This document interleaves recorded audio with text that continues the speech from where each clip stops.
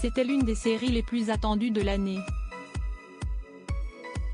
Depuis dimanche 15 novembre, les fans de The Crown peuvent découvrir la saison 4 de la série qui retrace le règne de Elizabeth II, lors de périodes charnières de sa vie. Désormais, c'est à la fin des années 1970 et au début des années 1980 que les scénaristes nous emmènent, en pleine époque Margaret Thatcher et durant les débuts de Lady Diana parmi les Windsor. Et impossible pour eux de ne pas relater un drame terrible dans la famille royale, la mort de Lord Louis Mountbatten, interprété à l'écran par Charles Dance. C'est en effet dès le premier épisode que les fans de la série assistent à cet événement tragique qui a marqué le prince Philippe, dont il était l'oncle maternel, mais aussi le prince Charles, tandis qu'il était pour le prince héritier un véritable mentor. Mise en scène lors d'un attentat, cette tragédie s'est-elle déroulée de cette façon? Si Buckingham Palace crie régulièrement à l'inexactitude de certaines scènes de la série, celle-ci est en tout point vraie.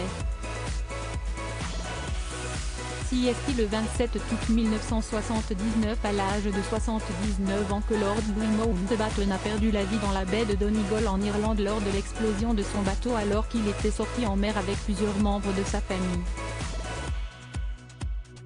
Un attentat qui a fait 4 morts et 3 blessés graves dans cette explosion, provoquée par une bombe télécommandée de 23 kg qui a été déclenchée à distance après avoir été placée près du moteur du bateau, périsse également le petit-fils de Louis Mountbatten, Nicholas Knatchbull âgé de 14 ans, ainsi qu'un jeune garçon originaire du comté de Fermanagh, Paul Maxwell âgé de 15 ans. Sa fille aînée Lady Patricia, son mari John Knatchbull et leur deuxième fils Timothy, frère jumeau de Nicolas, sont grièvement blessés, tandis que Lady Brabourne, mère de John Knatchbull, meurt le lendemain de l'attentat des suites de ses blessures.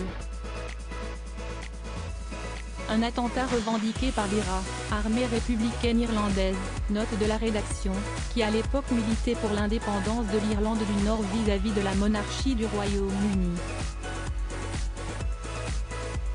Si cet attentat ciblait avant tout Elizabeth II en s'attaquant à l'un de ses proches, Lord Louis Mountbatten s'est révélé être une cible privilégiée pour l'IRA, puisqu'il séjournait régulièrement dans son château de Classiebawn, en Irlande du Nord.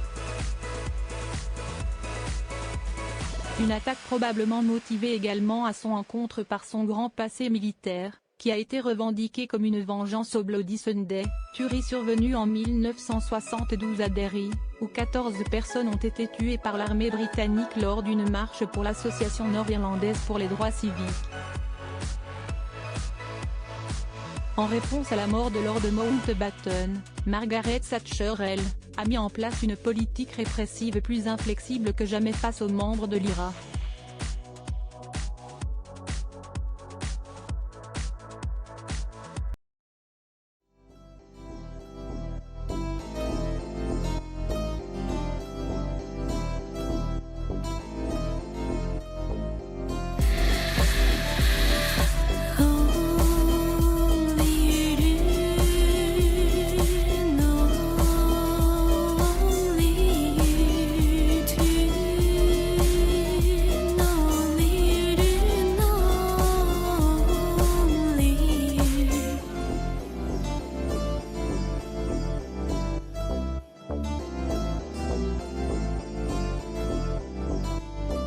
To